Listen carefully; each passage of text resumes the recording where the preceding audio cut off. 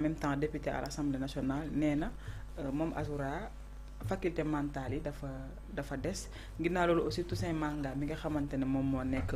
LONASE moom aussi mu ngi naan naka la ñu mën a jëlee xolu nit ki ba pare def ci li nga xam ne moo di haine ak rancœur moom mu ngi wax Azoura li mu dund prison bi ak torture yi ñu ko torturé ba pare ñu bëgg ko waaw ba pare ñu bëgg kooku bu génnee sëkkali yi muy dese du ko mën a manifester en quelque sorte et que kii actuellement suivi la gën a soxla que ñu koy jël di ko denc en prison. waaw man nag dans ce pays je dis tout le temps que pour recoller les morceaux de la fracture politique c'est vrai que il faut que justice soit rendue il faut ñu jaaree fa mais man dama gëm ne dañoo war a def effort de dépassement dama gëm ne dëkk bi fi mu toll bu ñu jógee solo dañu war a dem bref benn passerelle dem ci réconciliation loolu mooy dëkk bi dañoo war a delloo si waat suñu ay xel nekk ci dëgg di wax dëgg dindi haine bi ñu am entre sénégalais ça doit nous quitter ce n'est pas normal waratuñ continuer de vivre cette faction là ce n'est pas normal boo jëlee le cas du jeune Azoura Fall soo ko xoolee c'est un jeune bu bëgg Sénégal bëgg réewam am lu mu gëm topp Ousmane Sonko l'autre courant qui est là qui est dans la chose politique est dans la provocation Tout à fait. Ousmane actuellement gisuma ko yërëm naa ko parce que Azoura c'est son frère c'est une patate chaude foofu lay waxee ne souvent la politique il doit être mal à l'aise quand même. waaw xam non pourquoi je dis mal à l'aise mooy parce que dañu dugal ci boppu Sénégalais que ne tey jii nii ñëpp a yem ñëpp dafa yem boo xoolee ñaata xale lañ invité ñu ñëw fii j'ai toujours parlé de l'assistance psychologique man traitement angle bi axe de défense bi gars yi jël du ma jël boobu man du ma wax kenn dafa dof parce que ñii jàpp nañ fi Sénégal ñoo xam ne ñoo gën a wér ku leen dañoo wér te li ñuy wax yanul maanaa baaxul jagul man traite axe yooyu du ma ko def mais dama jàpp ne képp koo xam ne du temps du régime de Macky Sall jàpp nañ ne dugal nañ ci kaso bi ak nañ la dugale ak façon bañ leen doon def ak vidéo yi ngay xool di ko gis ñuy yàq seen ay intimité je pense que profondément ils ont besoin d'être assistés. voilà te doguma la ndax moment boobu noonu ngay wax gisoon nañ ci moment boobu ñu bokkoon ci camp Macky taxaw ñu ne Ousmane dañ ko war a éliminer dañ ko war a def dañ ko war a def laa te ñooñu yoon interpellé wu leen benn yoon dama ne la soo gisee ma lay wax ne la chose politique dafa am nu muy demee ak nu muy doxee il faut ñu jël ndaanaan ne ñu accompagner Ousmane. xam nga programme wax loolu. jëlal la keroog bi ñuy def la journée de l'élevage à Kaolack. keroog bi ñuy def damay def benn digression bu ndaw rek. pour walla ne y a un problème keroog bi ñu demee Kaolack di def la journée de l'élevage pourtant Omar Dumburu Sow ma nga fa jël na parole moom moo doon wax nañ ñu takk sànni ñu ci biir géej gi. mu remercié waale mentoram mu ne Macky non xam nga lu andi loolu dysfonctionnement la warul taxaw foofu bay wax non déglu baax li ma lay wax politique daa am ay ruq yu sew yooyu lëndëm yooyu dafa am ñu koy nand di ko xam warul taxaw foofu bay jël parole di wax devant le président di remercier l'ancien président ce n'est pas normal lan moo andi loolu lan moo andi ce dysfonctionnement il y a des choses qui se passent et ce qui se produit parce que ñoom comprendre uñ ko dafa am ñoo xam ne ils étaient là avec le président Macky Sall jusqu'au moment où je vous parle ils ont aujourd'hui dans ce nouveau gouvernement des postes de responsabilité aucun de leur ministère aucun membre de ce ministère n'a bougé n'a changé. est-ce que du loolu moo waral à chaque fois waroo mais am ci communication bi mais loolu dañuy génn wax li ñuy wax leneen loolu moo tax muy am tey soo jëlee le cas de Azoura bii boo si dellusee Azoura boo man jamono bi nga xamee ne si information yi ma am vidéo bi yàgg na jamonoy gatsa la jamono boobu mais fii kan moo saagawul saaga fii waxoon naa la ne la kenn waru fee saaga kenn suñu société bëggul saaga pourquoi d'un seul coup on insulte les gens da ngay toog ba mu neex taag su fi loolu ça doit arrêter ça doit cesser et des deux côtés moi j'ai toujours dit ça maintenant pour moi aussi les juristes man duma juriste mais jàpp naa ne bu fekkee ne vidéo bi aussi dafa nekk vidéo boo xam ne mën na 1 an informaticiens yi tamit dañu am assistance mais doyen foofu laa lay interpeller parce que nee nañu vidéo bi benn live la doon def nii rek automatiquement mu wax boobu am ku dagg affaire boobu ñu ngi siy tudd sax ay ñenn ñoo xam ne ay kilifa la dëkk bi ñoo jël vidéo bi daal di koy tas. et puis léegi responsabilité bi nga xamante ne war nañ ko féetale ci ki dugal vidéo bi aussi ba tey. waaw waxuma sax responsabilité mais données personnelles waaw non sax waxuma sax ay données personnelles mais xam nga sax ci live lañ ko daggee waaw li may gêné damay dégg léeg-léeg ñuy tudd ay maître Moussa Diop. xam nga la moom mooy gêné c'est des gens qui étaient là et qui étaient candidats à la présidentielle du Sénégal. Azoura jarbaatam la. Non, il faut que ñu delloo si xel yi dawal logique humainement suñ ñun jullit lañ on est des croyants léeg-léeg nit nekk si position boo xam ne position bu baax. da ngay taxaw en tant que nijaay oo ko yedd ko. na ko sama rek kaay. léegi lii bu ko defati néeg nii c'est ça qui est bu foofu laa bëgg ñu delloo si waat xel yi. Voilà là où je lance un appel aux acteurs politiques de ce pays. Aspect éducatif. Non nañ dellu si logique boobu. Sinon gis nga Macky dafa créer benn fracture politique boo xam ne dafa doy waar et que les gens souffrent te Azoura moo feeñ. C'est ceux qui sont dans l'ombre, dans la discrétion et qui viennent emprunter nos plateaux sont tellement nombreux. Et là, ce qui me gêne, mais le gouvernement qui est là, les ministres qui sont là, les chefs de département qui sont là, pourquoi ils ne veulent pas venir en assistance permanente à ces jeunes-là? Gis nga ëllëg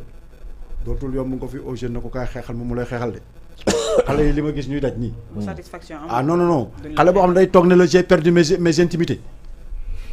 On l'a vu avec du temps démb lañ dalal fii nit mu toog fii doyen Dieng toog wax ko. alors Gueye Para le cas de Azoura Fall. Bon c'est regrettable comme nee nga patate chaude la bu ñu tegal. neexul mais loolu lu am la. mais nit ki boo nekkul ci posture am wala dundoo ko. am na loo xam ne mënoo ko seede. man kenn gënuma placé pour ma wax ndax xale yi torturé nañ leen wala parce que man victime laa.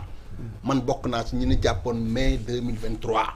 mais yow kenn torturé wu la di. man ku may torturé man Gueye Para man bu ñu ma torturé woon adduna tukki. ah non torturé wuñ ma de. j'ai été bien traité nag tëral nañ ma ci dër nag. Abdoulaye Touré. tëral nañ ma ci dër jox ma ay xotti bi doon ne ma dee ci tur ndox. ba léegi yaa ngi koy naqarlu. naqarlu naa ko choc la ma def c'est une torture. tëdd naa ci karo rawatina ni mu doon boole ay y a la torture physique et y a la torture psychologique. tëdd naa ci karo ñu entassé ma ak ay. une trentaine de personnes ci benn cave booy yoo xamante ne kenn ku nekk buñ ko indee diri ko ñëw ba cave ba da ngay gis ay séquelles ñi di nàcc un peu partout te loolu dinaa fi indi benn booy boo xam ne dina toog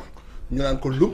fii la nekk Kër Massar ñu dund ko avec tout ça. ay booy yoo xamante ne tey niñ buñ la ko indee ba néew dañ koy dóor mu nàcc ñu indi ko tëral ko man kenn ki man maa ko jël tëral ko nii sama pooj. keroog j'ai versé des larmes. booy bi ne ma père man nangu naa ne terroriste la ma ne ko lu tax nga xëy nangu mun dama sonn. mais dañ lay dóor. dama sonn tu signes pour dormir pour aller dormir dañu signé parce que dama sonn booy bi muy ñëwee gis nga yii fi ñu takkoon monot yii nii loxo yi mais dafa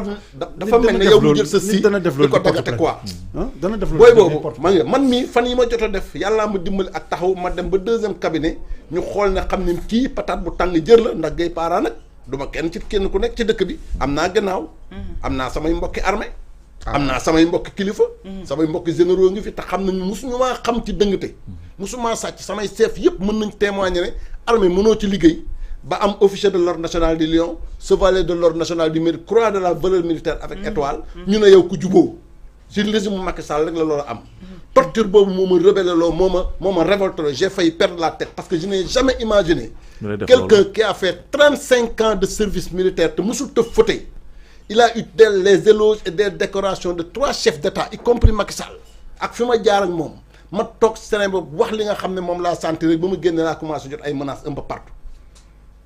3 jours après j'ai été emprisonné jour bi ñu may jàpp man ak Oustaz Assane Seck groupe googu rankaay googu la ñu téyandoo bi ñu yóbboo foofu mais Azoura Fall loolu mu dund ku ko dundul mosoo ko xam wala fekkoo ñu dund ko boy mu mel ni kon justice bi muy gën a tëddee njaaxaanaay parce que ñu ngi woon ni moom maître Moussa Diop convoqué nañ ko ci division des investigations criminelles. bien sûr danañ ko convoqué parce que tey Azoura Fall nañu waxante dëgg rek li mu subir man ma gis y'a plus de 100 ay patriotes yi gis naa ci plus de 100 et quelques Azoura Fall yoo xam ne tey jii li Azoura di dund lu ko raw ñu ngi koy dund dañu ngi seen kër. parce que nag bu ñu jaawale c'est pas parce que mi ngi dawal otoom rek kërën parce qu'il est bien portant mais man fan yu njëkk yi may doog a génn te man 15 jours laa fa def xaw ma 12 jours mais j'ai failli perdre la tête. am na si ñoo xam ne sax dañuy toog di waxtu nii. waaw man gis naa ci booy boo xamante ne partie intime am la gars yi doon dóor di ko wéq. ba presque ses organes yàqu na. ça ne fonctionne plus. gis naa ci booy boo xamante ne bi ñu koy indi foofu dafa doon def crise ulcère dañ ko mujj jël yóbbu ko Maroc tey pour faj ko parce que crise boobu bu mu amee ñëw ñu dugal ko ba ko mun leen dama feebar man sama gis nga dara ñu yuuxu ba bër set. bu ñu xëyee lañ koy jël yóbbu ko hôpital indiwaat ko utal ko ay garab yi sax pour mu naan ko problème la day fëgg seef ko parce que bu ñu indil ko jox ko mu màcc ko dañoo mujjoon jël patriote yi def leen comme ay mala xam nga mala. mala ci ak mbaaru xar sax moo gënoon doon patriote ci réew mi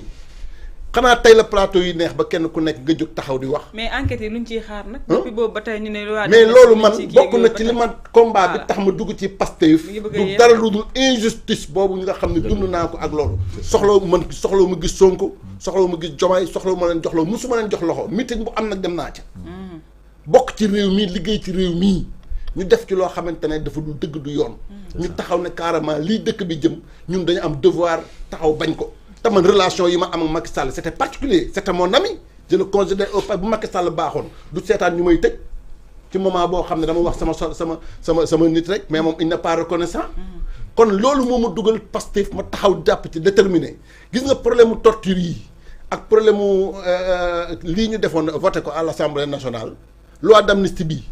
fi la dëkk bi di jaaree baax fi la dëkk bi di jaaree bon ba faw parce que lu mu leen jaral ba ñu bañ a juger nit ñi dinañu ko jaral ba ñu woote justice pour ñu xool torture yi kan lañ ko def ak responsabilité ñu sutee ko ak ku mu mën a doon nag. parce que j'ai été victime ci loolu sama bët maa ko tegee ñu jàpp ay xale torture leen. torture yoo xam ne du dëgg du yoon tefuñu ko te ñi ko def ñu ngi fii ci dëkk bi nag. kenn dem boire un peu d'eau s'il te plaît. voilà sama bu may wax ci loolu sax sama xol bi day jaar. voilà Ange, mais je te laisse la parole. on est quoi. on est quoi kay. Guèye calme-toi. voilà maa ngi koy masawu bu baax a baax parce que c'est pas oui c'est ça effectivement bëri na ñoo xamante ne ñëw nañ fii indi ay seede par rapport ak li nga xamante ne moo di situation bi ñu lañ jàppee mais aussi la violence qu'ils ont subi dans les liens de la détention donc loolu bu xewee ci réew bu mel ni Sénégal lu ñu mën a naqar lu baax a baax la parce que quand même c'est des pratiques qu'on ne voyait pas au Sénégal. mais Thioro man ki ma jàpp ne moom moo njëkk a légaliser li nga xamante ne moo di saaga ci réew mi mooy Macky Sall bi su boppam parce que Macky Sall moom moo sañoon invité fi nga xamante ne moo di palais de la République un insulteur de la République kon kenn koo xamante ne ñëpp nangu nañ ne saagakat la Macky Sall ñëw fi nga xamante ne moo di palais de la République li nga xamante ne ñëpp a ko bokk Macky Sall daal na ko foofu noonu ba tey nag boo tax tey bu fekkee ne am na kenn koo xamante dafa taxaw saaga Macky Sall ça sera très compliqué pour ñi défendre ko wala pour ñi jëm ko baaram tuuma parce que bu fekkee ne moom président de la République te mu xam ne kii nga xamante moom lay recevoir saagakat la loolu quand même mu recevoir ko fi nga xamante moo di palais loolu lu ñuy naqar la ci jamono jooju noonu gis nga am na coow bi nga xamante ne juróon na ko fii ñu ne déet waaye ñu ne dafa am kenn koo xamante ne ku jigéen la moom aussi da doon saaga te moom la ñuy saaga de nee nañ moom moo ko génne fi nga xamante ne moo di réew pour mu dem toog fi nga xam ne moo di biti réew ce qui veut dire que Macky Sall n'a pas réglé le problème il a juste déplacé léegi nag loolu noonu dem ba tey mu ama ñoo xamante ne dañoo jàpp ne xëy na toog ci réseaux sociaux di saaga lu ñu légaliser la wala en tout cas daal nga mën nga kaa def te dara la ci fekk Azoura Fall n'est pas le premier qui a insulté publiquement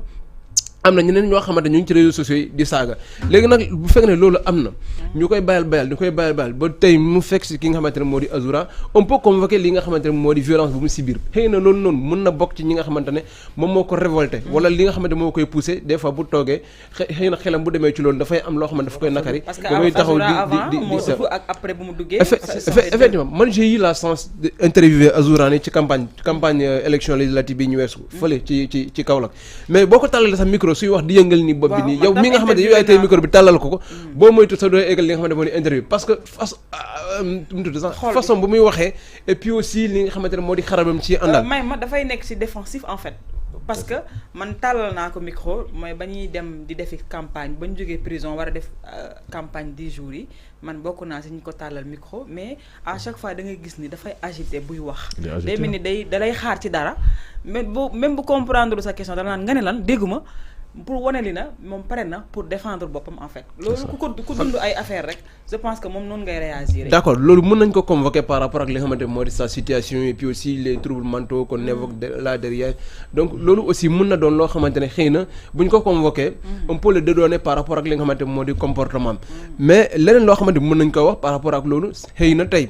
man du ma nangu kenn koo xamante dafay taxaw ci réseaux sociaux yi di may saaga et puis aussi lépp loo xamante jaar na ci réseaux sociaux rek mën na fee nekk 50 ans 20 ans ñi à chaque fois mën nañu ko évoquer samay doom mën nañu ñëw gis ne am na kenn koo xamante ne taxaw na fii di may saaga donc xëy na ñi nga xamante ne ñoom la tooñ wala ñoom la saaga ñooñu ne bu ñu fekkee ne dañuy essayer en justice wala ki nga xamante ne moo di procureur ñëpp la fi nekkal nu mu jëlee li nga xamante mu autosaisir ci côté ki nga xamante moo di Macky Sall suba aussi bu ñu tooñee ki nga xamante moo di Azoura Fall noonu la mën a autosaisir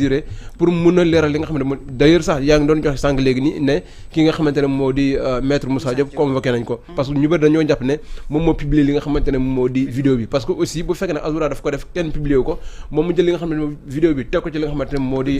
la toile